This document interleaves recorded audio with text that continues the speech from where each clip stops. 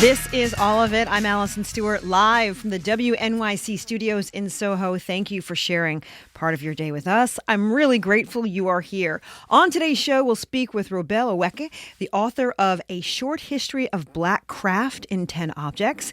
We'll also talk about the new PBS documentary about the new LaGuardia Airport titled Extreme Airport Engineering. That's the plan, so let's get this started with the Oscar-nominated editor of Wicked.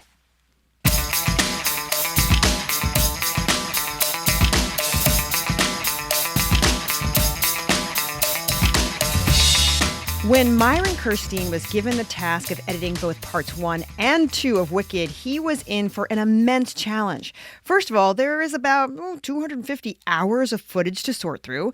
The movie would be split into 2 parts. It was a musical, and the singing was live.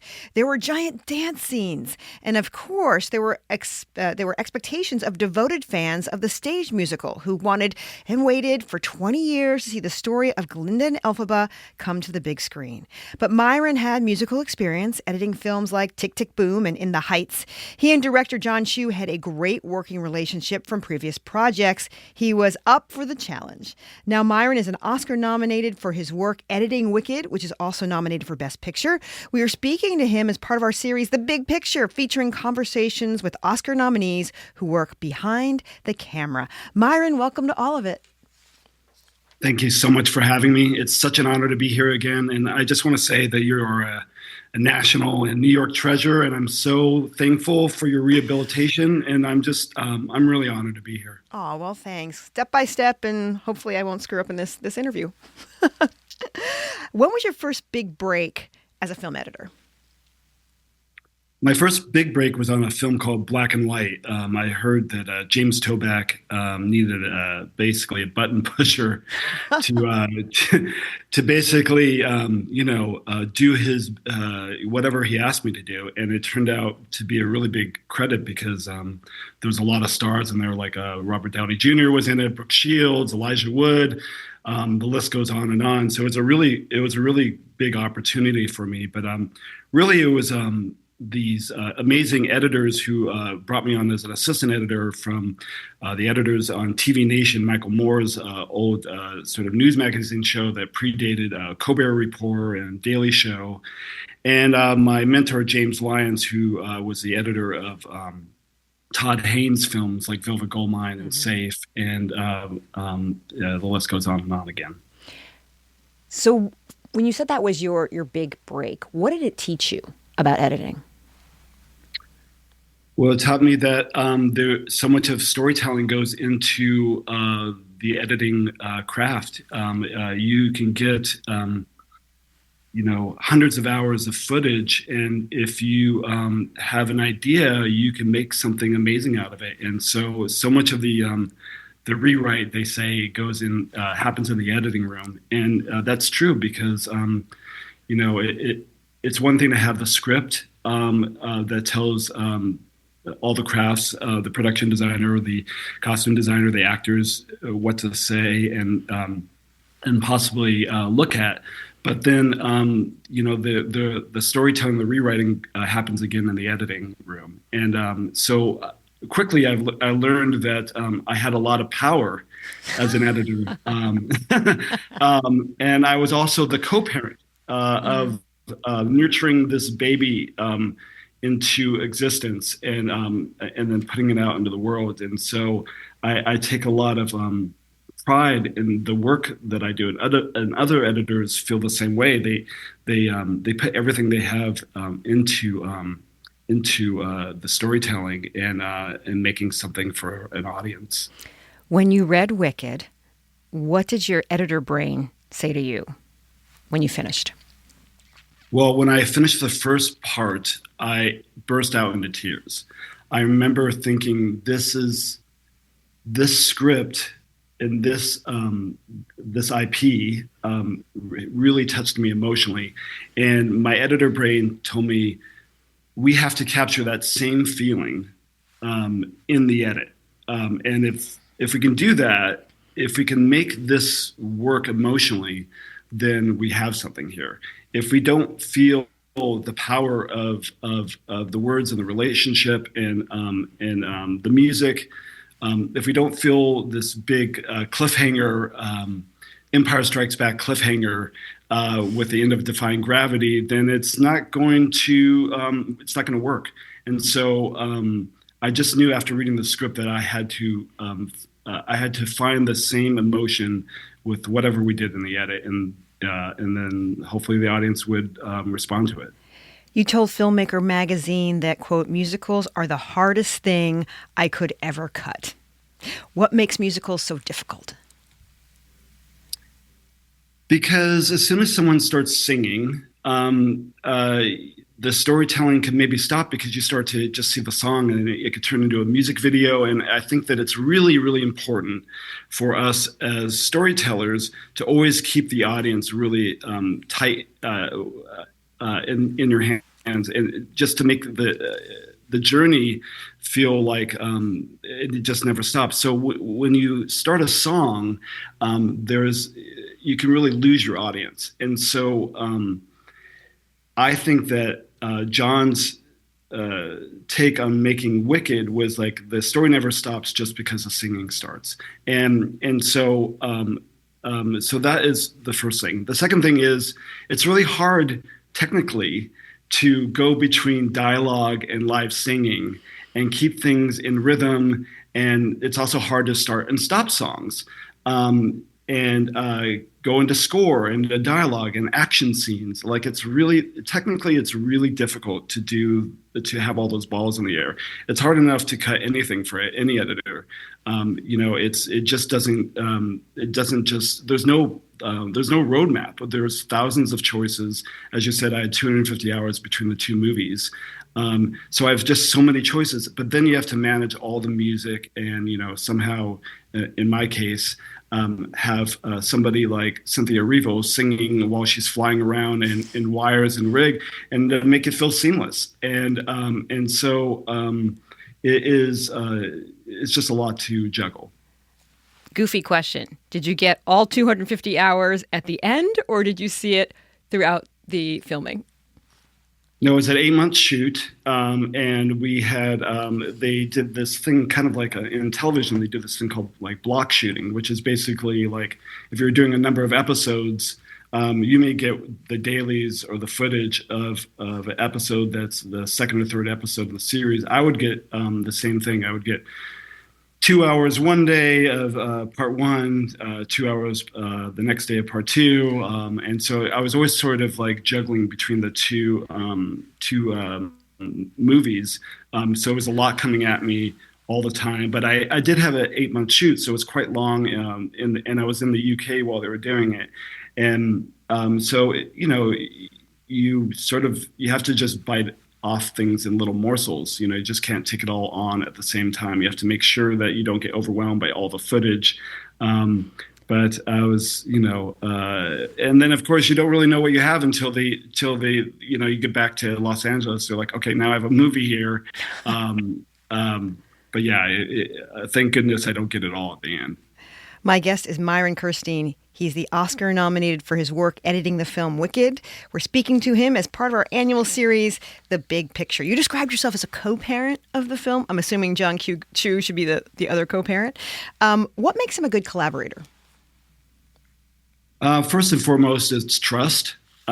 He trusts me a lot in the edit. He likes to say that he captures butterflies.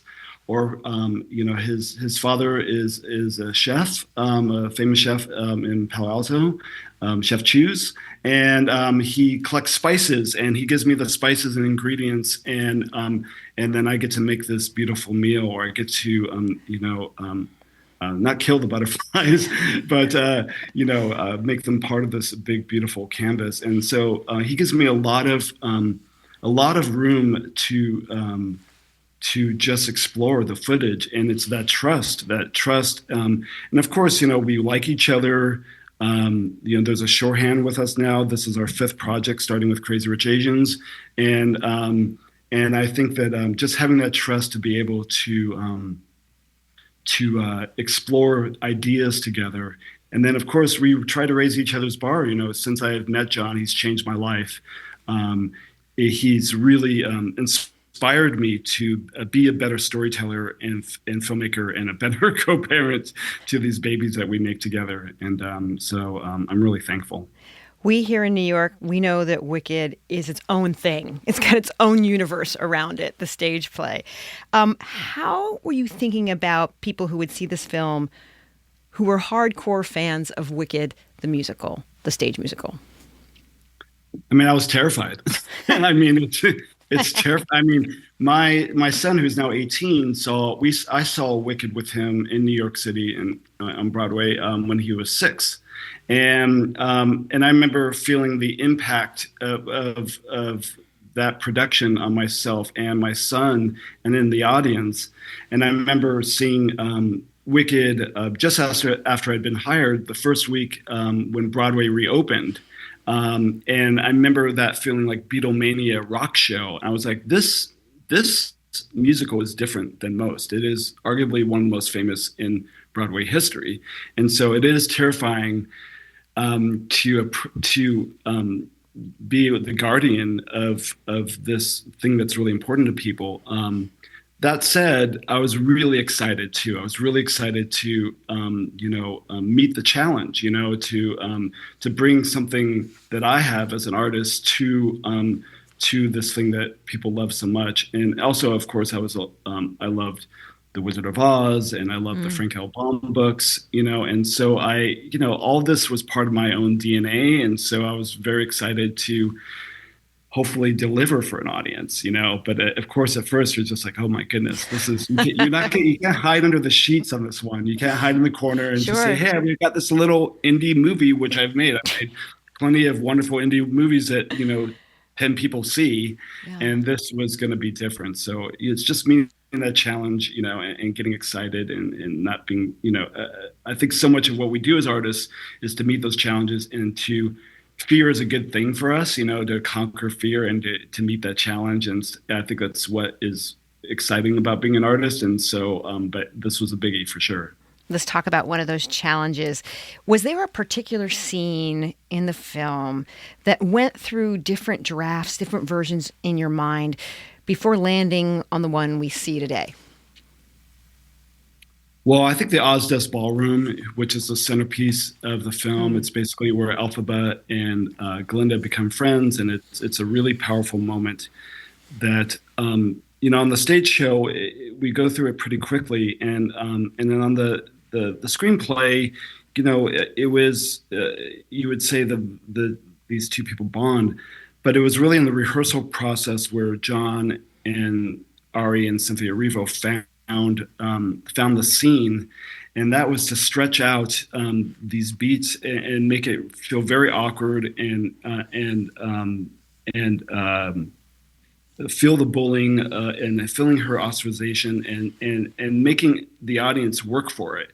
And so in the edit, I really tried to not worry that this was a fast-paced musical, but to really earn the emotion. And so I really worked tirelessly trying to milk the footage of Cynthia feeling, Elphaba feeling alone and abandoned, and her trying to find some power in this weird deconstructed dance, and then Glinda making this gesture, this kindness, and then that earning some form of bonding and then acceptance by everyone in the room. And so I'm really proud of so much of the movie. I'm proud of the action that I cut, the transformation scene with Chistry, the flying monkeys, defying gravity, popular, what is this feeling? The Wizard and I, all those are just incredible musical numbers that I got to be a part of. But the Ozdesk Ballroom, this one centerpiece scene, if that didn't work, the rest of the film wouldn't matter. What was something you wanted to make sure you captured about Cynthia Erivo in this film? I just wanted to make sure I captured what she was bringing in the dailies, which was a grounded performance that didn't, like in the stage show, Elphaba kind of seems like a joke in some ways, and she's even in on the joke and that was not Cynthia's portrayal. She wanted to make sure that she felt like a real person, and that's hard to do in a film that is a fantasy film. And you have Ariana Grande who's playing wonderfully. She's playing Glinda, who's the mean girl, and of course you want to lean in towards the mean girl. But Cynthia was like, no, I can still exist in this world, grounded and feel real, and be a counterpart part to the other characters, and just being confident in her performance, and not sometimes you see someone's performance and you're like, oh, I'm not sure about this. Maybe I should try and manipulate it in a different way. But to really embrace what her and John was bringing to me in the dailies, and to milk it, and to believe in the looks and the silence. So much of the film is about the silences and the looks. Like, if I could just make a string out of just the quiet looks in this film, it would probably be half the movie. And so just embracing the her being so grounded and so real was something I loved doing. It was interesting. Ariana Grande showed that she has amazing comedic chops in this film. What is key to editing a good comedic performance?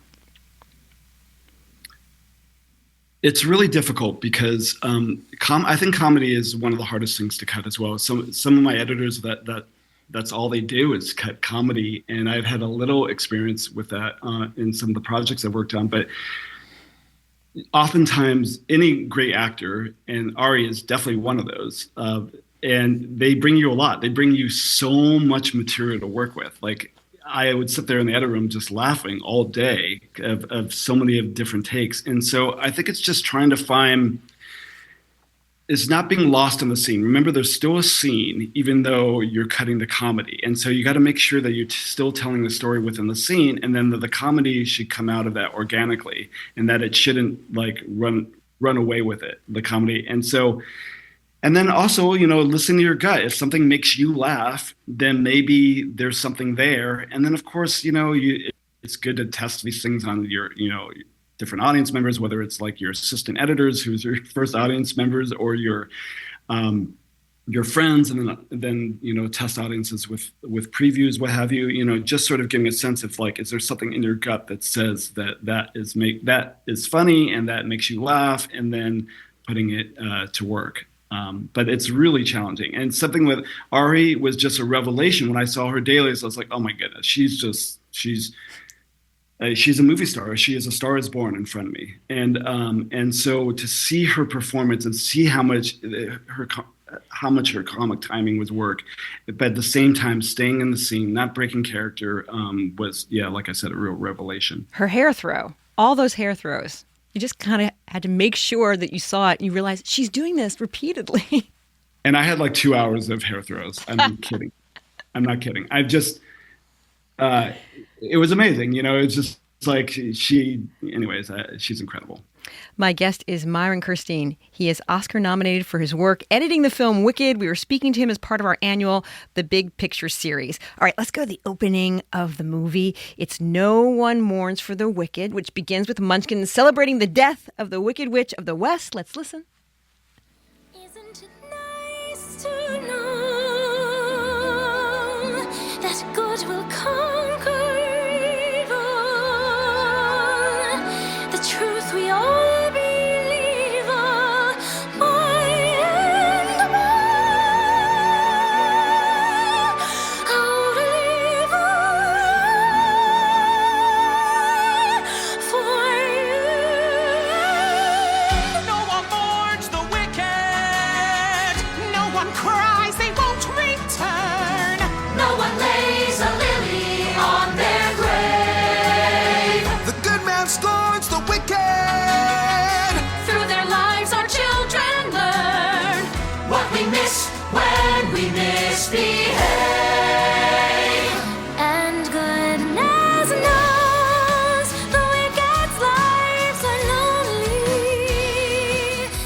Myron, what did you want to communicate with that very first scene, that very first musical number? Well, two things. One is how much the Wicked Witch of the West is hated. We want no one wants a Wicked is very challenging because it's not a banger number. What is this feeling, or or something like Popular, or How We Finish with Defying Gravity. It's really sort of there's a lot of anger and hate, and built into that number. And so to communicate that this is a mob, this is a group of people that feel terrorized by the Wicked Witch of the West, and that she is singing to comfort them. But also there's some cracks in there with Glinda that you start to notice that this is actually her friend that she's talking about. Mm-hmm. And so No One Mourns was probably one of the last scenes that we got right, because it just was so challenging. People were just like, they're burning this effigy, and that seems so harsh. And we're like, well, that's the point, is that we have to show how much this community is fearful of this and how terrorized they feel, and we have to convince the audience that of the symbol of the Wicked Witch of the West, and what it means. And then we have to communicate, through Glinda, that there might be something else to this story. And anyways, it took maybe like 6 months to figure out the totality of that number. Of course, Defying Gravity is the way the film ends, part one. We're going to play a little bit of it. What do you want people to think about as they're listening to Defying Gravity? Think about the words, think about what Cynthia is saying. She's trying to take back this power, and she's trying to, it's this moment where Elphaba is, she's not going to take it anymore. She's going to fight for what she believes in. And she knows that she doesn't have to rely on anybody else but herself, to get wherever she's going. And, of course, I have a lot of pride in that sequence because it's the end of the movie. It's arguably one of the most famous songs in Broadway history. But we start and stop it. You won't hear that so much in this clip, but we start and stop that number again and again, and we have to hold the audience tight dramatically as we do that. And there's a lot of emotion that's built in, and they're saying goodbye to each other. Her finishing putting all the puzzle pieces together to finish what is arguably the origin story of the Wicked Witch of the West. She has a hat and the cape and the broom, and so I'm really proud about how, of course, it turned out, but also that. But at the end of the day, it's about the words, about Stephen Schwartz, vocals, lyrics that he wrote, and what it means to this character. Let's hear Defying Gravity. No! Leave her alone! She hasn't done anything wrong! I'm the one you want! I'm the one you want! It's me! It's me. So if you care to find me to the western sky, has someone told me lately, everyone deserves a chance to fly. And if I'm flying so low, at least I'm flying free. To those who drowned me, take a message back from me. Tell them how I'm defying gravity. I'm a flying high, defying gravity. And soon I'll match the memory now.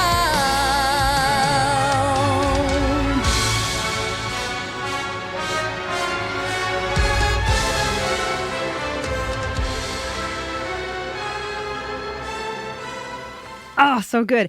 Cynthia Erivo, she sang live for those tracks, yes? Was that a challenge for you? Yes. Yes. Yeah, I mean, it's really, to find the right takes as she's being flung around on wires, these big shots of her being flung around. And Simon Hayes, our incredible production mixer, we had to capture this with like muted wind machines and get mics somehow on her, and then you have I have an incredible music editorial team of Jack Dolman and Catherine Wilson, and a re-recording mixer, Andy Nelson. We have to work seamlessly between these different departments, Nancy Nugent Title, John Marquis, just to make this feel like a cohesive unit. And I have to pick with John what is ultimately the right performance to feed all these departments. But yes, it's really challenging to make sure that you don't get lost in it when you have a lot of footage, and then you want to do right by somebody, a powerhouse like Cynthia, who's bringing it. You don't want to miss a kernel. And so you have to be really thorough in the process, and not be afraid that it's not going to all come together in the end. 2 more questions for you. You said that you edited parts 1 and parts 2 at the same time? Yes. Is it a continuation of part 1, or is it its own separate movie? It's its own separate movie. It's basically it's basically the second half of the show with some surprises in there, and so it's a continuation of the story. The first film is a lot of setup. It's the origin story of the Wicked Witch of the West. It's also about setting up these problems and choices, and the second movie is about consequences and what do we do with them. And I think that's really exciting for for an audience to experience so close to each other a year later. And it was a challenge. I had an incredible second editor on the assembling the second movie. Her name's Tatiana Regal, to help me out with that assembly challenge, because we had so much footage. But within a couple weeks, about a month after we finished shooting, we were able to watch both parts together in the edit room in Los Angeles. So we've seen it, we've lived it, we've felt the emotion, and just can't wait. I do want to point out that you have a home in Altadena. Right. Everything okay? Okay. Well, we're one of 3 houses standing amongst thousands of houses that have been flattened. It's not great. We don't know if we'll be back, if ever. My 11-year-old attends a school down the block, and that's been closed. And it's standing, but sister school's been burned down. So he just started school, Odyssey Charter School, North and South, and the incredible teachers and administration there did find just this week some new locations, but we're all sort of displaced. My neighbors, my family, it's gonna be years. So please, a lot of love towards Altadena. Don't forget about us. Don't turn the page too soon. My guest has been Myron Kerstein. He's Oscar nominated for his work editing the film Wicked. Thank you so much for taking the time and sending all our best wishes to you, your family, and your neighbors. Thank you so much. It really is an honor.